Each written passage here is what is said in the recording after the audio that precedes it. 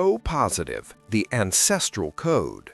This isn't just a blood type, it's the factory setting for Homo sapiens. Type O positive is the ancestral echo. Before we built walls, before we sowed fields, before we formed empires, we were survivors. And the blood that pulsed through our veins was almost universally this one type. It's not just the most common blood type on Earth, flowing in nearly 4 out of every 4 people. It is the biological foundation, a default code written in our DNA from our oldest hunter-gatherer ancestors. Its power isn't in its rarity, it's in its overwhelming utility.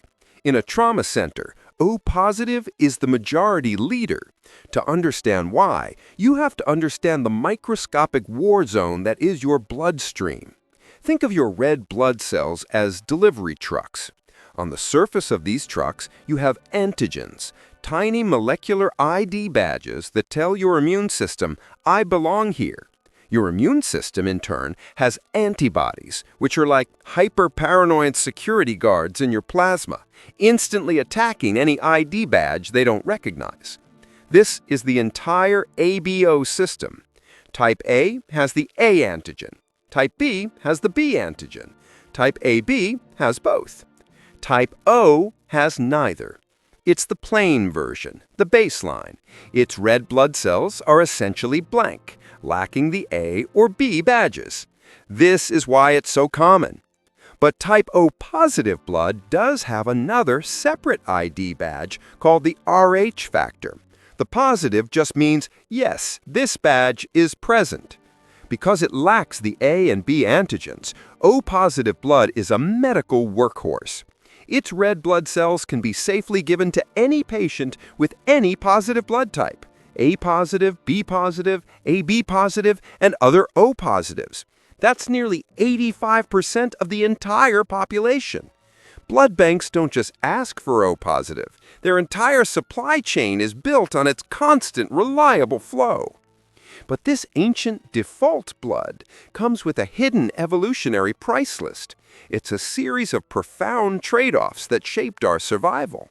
On one hand, type O carriers seem to possess a strange kind of neurological armor. Multiple large-scale studies consistently suggest they have a significantly lower risk of developing cognitive decline, including dementia and Alzheimer's as they age. Your blood might literally be protecting your mind. The why is the fascinating part. Type O blood has the lowest levels of a key clotting protein called von Willebrand factor. This makes their blood slippery, less prone to clumping. This is a spectacular advantage for your heart, dramatically lowering your risk of dying from a blood clot, heart attack, or stroke. And in the brain, this slippery blood means better microcirculation. Over a lifetime, it's less gunk clogging the tiny, delicate vessels of your mind, protecting it from the slow decay of microstrokes that can lead to dementia. But here is the odd-wise paradox. That slippery blood, your greatest cardiovascular protector, becomes a terrifying liability in a severe accident. When trauma hits, that low-clotting blood can make it much harder for doctors to stop a hemorrhage, and the trade-offs don't stop there. That ancestral code left a door wide open for one of the most successful bacterial invaders in human history, Helicobacter pylori. If you're type O, this bacteria, the one responsible for the burning agony of most stomach ulcers, finds it far easier to latch onto your stomach lining. The H. pylori bacterium has a special key, an adhesion protein, that perfectly fits the lock of the type O cell surface in the gut. This same vulnerability applies to other gut-shredding invaders. The norovirus, the cruise ship virus, uses the type O antigen as its primary docking port to invade your cells. The same goes for cholera. It's a vulnerability written into your biology. And for one last bizarre, counterintuitive odd why, mosquitoes. Studies, particularly in Japan, have shown that mosquitoes are twice as likely to land on and quote-unquote bite a person with type O blood compared to a person with type A blood. They are quite literally tasting the specific sugars secreted from your skin, and they find O blood to be the most delicious. You are in effect a mosquito magnet, all thanks to your ancestral code. A positive, the farmer's bargain. If type O was the blood of the nomadic survivor, AB is the blood of the first builder. This is the second most common blood type on the planet, running in about 3 out of every 10 people. It didn't emerge on the open savanna. It emerged in the first crowded, dirty settlements. It is the blood of the agricultural revolution. As humans shifted from high-protein hunting to grain-based farming, our diets, our environments, and our diseases changed forever. We began living in close quarters with each other and with our livestock. This created a new evolutionary battlefield. Zoonotic and sanitation-based diseases like plague and smallpox ran rampant. In this new world, the A antigen emerged. Think of it as the plain type O cell, but with one extra sugar molecule, N-acetylgalactosamine, tacked onto its surface, a tiny molecular frosting. This tiny change offered a new evolutionary shield. This A badge seems to have offered a stronger immune response against the new plagues of civilization. For example, evidence suggests type A carriers had a survival advantage against Yersinia pestis, the Black Death. In a world where plagues could wipe out half a city, this sticky new blood was a lifesaver. In medical terms, its high prevalence makes it another workhorse for blood banks. A-positive patients can safely receive blood from both A-positive and O-positive donors. But this evolutionary bargain came at a staggering, hidden cost. That A antigen, so good at fighting off ancient plagues, is also sticky. This blood type has higher baseline levels of those same clotting proteins like von Willebrand factor that type O lacks. That means a significantly higher baseline risk of deep vein thrombosis, dangerous blood clots, stroke, and heart disease. The very stickiness that may have saved your ancestors from plague is now a liability for your modern heart. And the vulnerability no one saw coming? It's stress. Type A individuals are, on a cellular level, biologically wired for high alert status. Studies show they naturally produce higher baseline levels of cortisol, the body's main stress hormone. When faced with the same stimulus, their adrenal glands respond by pumping out more stress. In an ancient world, this fight-or-flight readiness was a huge advantage for a farmer guarding a grain silo or a builder protecting a settlement. In the modern world, it's a chronic, cellular burden. It means the anxieties of modern life, the deadlines, the traffic, the constant notifications, are felt more acutely, right down to your cells. This biological reality has, fascinatingly, been observed as a cultural stereotype. In Japan, the Ketsei-ekigata, blood type personality theory, is a massive cultural phenomenon, similar to astrology. While the diet part is pseudoscience, the personality archetypes are bizarrely accurate. Type A is known as the Kichomen, seen as earnest, organized, and sensitive, but also stubborn, anxious, and easily stressed. This cultural stereotype perfectly maps onto the then unknown biological reality of a high cortisol system. It's a psychological glitch where a population observed a real biological trait and reverse-engineered a personality type for it. That builder's blood also carries a higher statistical risk for stomach cancer. It's thought the A antigen itself may provide a friendly surface for cancer cells to grow on, or that the body's immune response to it is somehow compromised. It's the blood of the farmer and the city dweller, resilient, adaptable, but carrying the signature of civilization and all the stress that comes with it. B positive, the nomad's passport. While type O and A dominate the globe, type B positive tells the story of movement, migration, and adaptation. Found in only about 1 in 10 people, this isn't the blood of the first survivor or the first farmer. This is the blood of the wanderer. Its genetic signature is a traveler's one. It emerged relatively recently, around 10,000 to 15,000 years ago, likely in the high, cold plains of the Himalayan highlands. From there, it spread with the great nomadic migrations, the Scythians, the Mongols, the steppe warriors sweeping across Asia, the Middle East, and into Eastern Europe. The B antigen is, like type A, a frosting on the type O cell, but it's a different sugar molecule, D-galactose. This B badge created a unique immune system forged by constant movement. This constant migration meant new foods, new climates, and new exotic bacteria. The B antigen is linked to a powerful specialist's toolkit for the gut. It's incredibly effective at dealing with bacterial invaders, particularly E. coli and Salmonella. The B-type immune system is hyper-evolved to spot and destroy these gut-based enemies, a critical advantage when you're eating new foods and drinking from new rivers in every new valley. This unique nomadic heritage is still visible in your metabolism. The blood type thrived on a diet rich in meat and, crucially, fermented dairy from a pastoralist life, a diet almost no one else on Earth was eating. And this is where we find one of the greatest odd whys of pop science, the blood type diet. This diet, popularized by Peter Adamo, is built on the very real anthropological data we've just discussed. O is the hunter, A is the farmer, and B as the nomad. The diet makes a massive and incorrect logical leap that because your ancestors ate this way, you must eat this way. It's a brilliant piece of marketing, but it's 100% pseudoscience.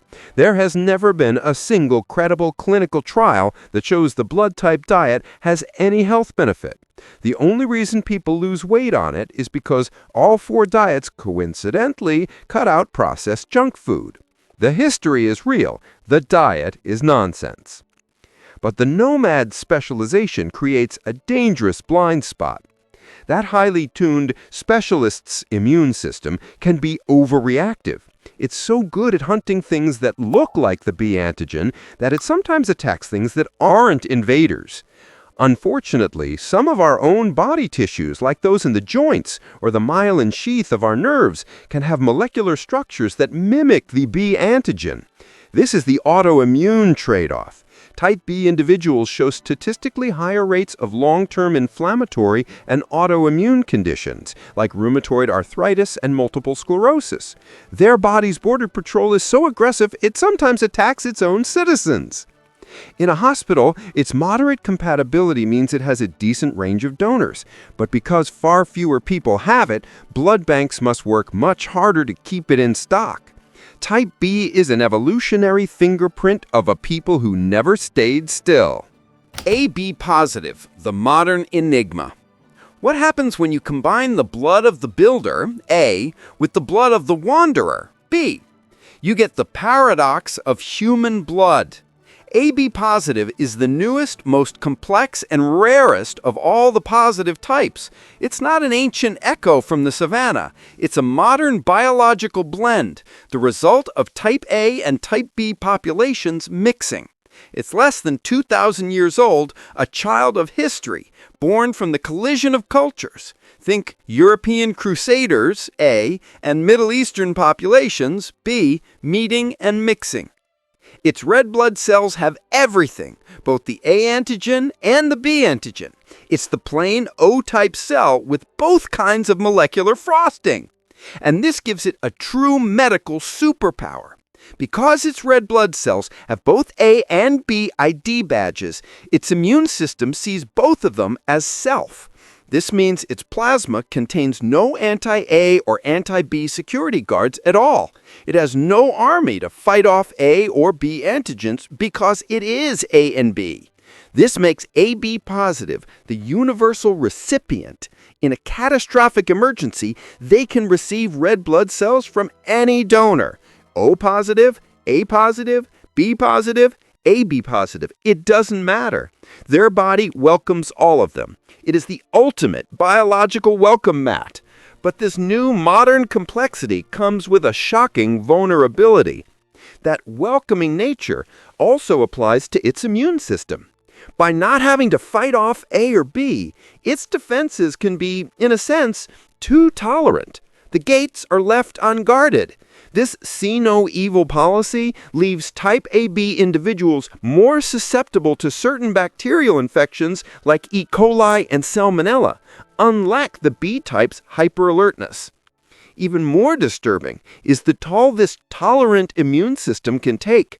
Type AB individuals show higher rates of certain cancers.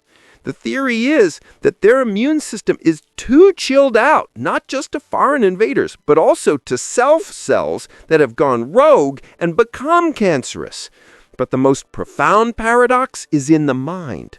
Multiple large-scale studies have shown that type AB individuals have a significantly higher risk of developing cognitive impairment and memory loss later in life compared to every other blood type. The Y is the ultimate double whammy. They seem to have inherited the worst of both of their parent types. They have the sticky blood, high clotting factors, high VWF from their type A heritage, and they have the overreactive inflammatory potential from their B heritage. This 1-2 punch is brutal on the brain's delicate microvasculature. It's the great enigma, the most modern receptive blood type on Earth, but one that pays a steep and silent price for its complexity. O negative, the universal hero. This is the hero.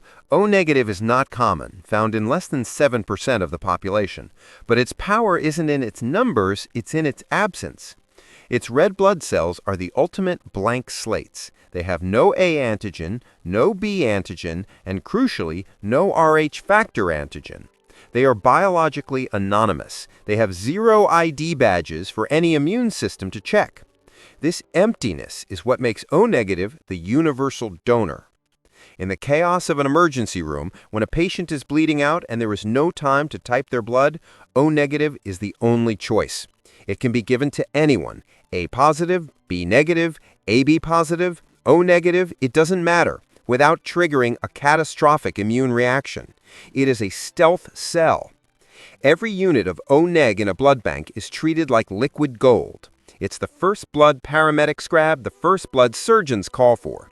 It is, quite literally, the difference between life and death. But for the person who has this blood, it's a dangerous condition. It is the hero's curse.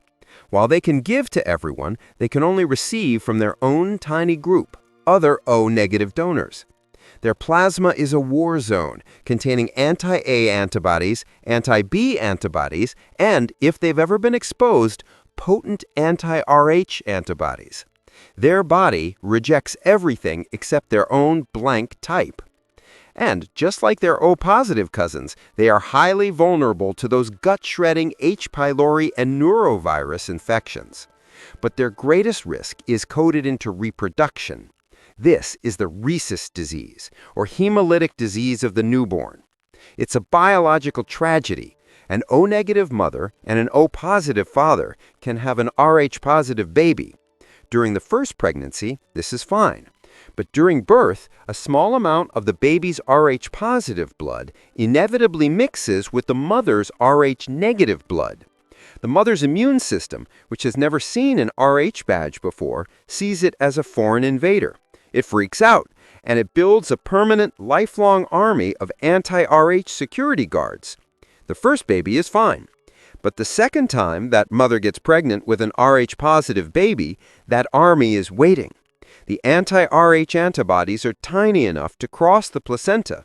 They enter the fetus's bloodstream, identify all the Rh-positive red blood cells as enemies, and systematically destroy them. The fetus's own blood is attacked by its mother's immune system. Before modern medicine, this was a devastating and common cause of stillbirth. But today, we have a medical miracle, the RhoGAM shot. It's an injection given to the Rh-negative mother that essentially blinds her immune system, preventing it from ever seeing the baby's Rh-positive cells and building that deadly army in the first place. It's one of the greatest and quietest triumphs of modern medicine. A-negative, the scarce builder. This is the blood of scarcity, found in less than 6% of the population. This is the builder's blood, type A, combined with the hero's curse, Rh-negative. This person carries all the evolutionary baggage of the type A, the higher cortisol, the sticky blood, the higher risk of heart disease, but also the historical plague resistance. But that is all overshadowed by the negative status. If they ever need a transfusion, their options are dangerously limited. They can only receive blood from other A-negative donors or from the universal O-negative group. That's it. Their safety net is incredibly small. And of course, they face the exact same reproductive risk as the O-negative mother.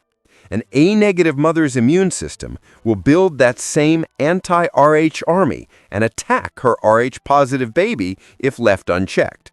It's the strength of the builder, but with a constant, hidden fragility. B-negative, the vanishingly rare. B-negative flows in the veins of only about 1 to 2% of the population. This is the Nomad's blood type combined with the hero's curse, Rh-negative. This person carries the unique specialist immune system of the type B, but also the higher risk of autoimmune disorders. And they have the negative vulnerability. For the person who carries it, this genetic signature creates one of the most precarious medical situations imaginable. In a hospital, their donor pool is almost non-existent. They can only receive red blood cells from other B-negative donors, or from the O-negative universal donor. In a major emergency, finding a compatible match is a desperate race against time. Every single B-negative donation is flagged, tracked, and protected as a high-priority, life-saving resource. And, like all negative women, a B-negative mother faces the identical risk of rhesus disease, where her body's immune system can be programmed to attack her own child. AB negative, the rarest paradox. This is not a blood type, it's a statistical ghost. AB negative is the rarest of all 8 blood types, found in less than half of 1% of the global population. To put that in perspective, you're more than 80 times more likely to be O positive. It is the absolute newest, rarest edge of human variation.